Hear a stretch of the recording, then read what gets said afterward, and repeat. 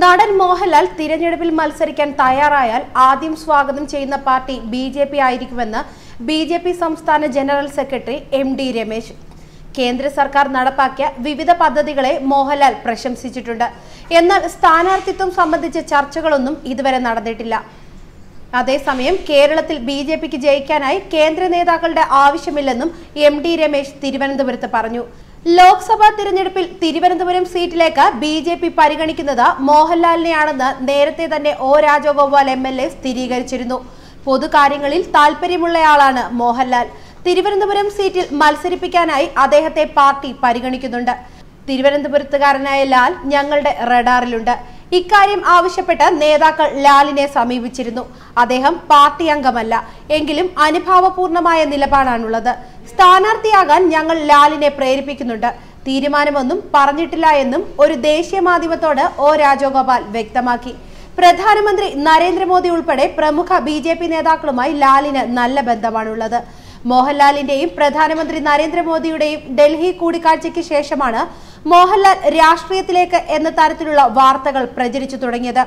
തന്റെ മാതാപിതാക്കളുടെ പേരിലുള്ള വിശ്വശാന്തി ട്രസ്റ്റുമായി ബന്ധപ്പെട്ടായിരുന്നു പ്രധാനമന്ത്രിയെ സന്ദർശിച്ചത് എന്നാണ് മോഹൻലാൽ വ്യക്തമാക്കിയത്.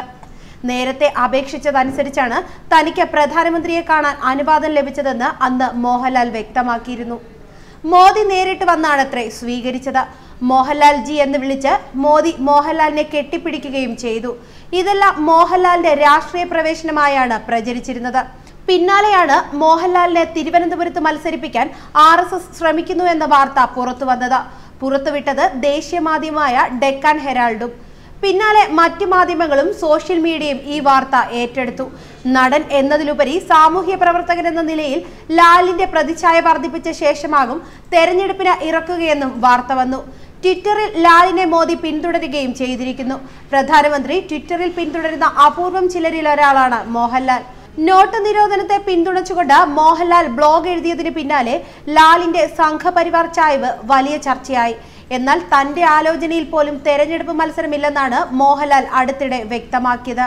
സിനിമയിലൂടെ പ്രേക്ഷകരുടെ പ്രിയപ്പെട്ട താരമായി മാറിയവർ പിൽക്കാലത്ത് രാഷ്ട്രീയത്തിലേക്ക് ഇറങ്ങുന്നത് സ്വാഭാവികമായ കാര്യമായി മാറിയിരിക്കുകയാണിപ്പോൾ.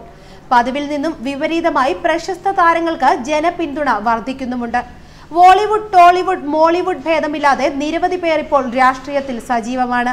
പരിചയപ്പെടുത്തലുകളോ പ്രത്യേക മുഖവുരയോ ഇല്ലാതെ തന്നെ ജനങ്ങളെ ഒപ്പം ചേർക്കാനും താരങ്ങൾക്ക് കഴിയാറുണ്ട്. മലയാളികളുടെ സ്വകാര്യ അഹങ്കാരമായ പത്മശ്രീ ഭരത് ലഫ്റ്റനന്റ് കേണൽ പത്മഭൂഷൺ മോഹൻലാൽ രാഷ്ട്രീയത്തിലേക്ക് ഇറങ്ങുകയാണെന്നുള്ള റിപ്പോർട്ടുകൾ നേരത്തെ പ്രചരിച്ചിരുന്നു.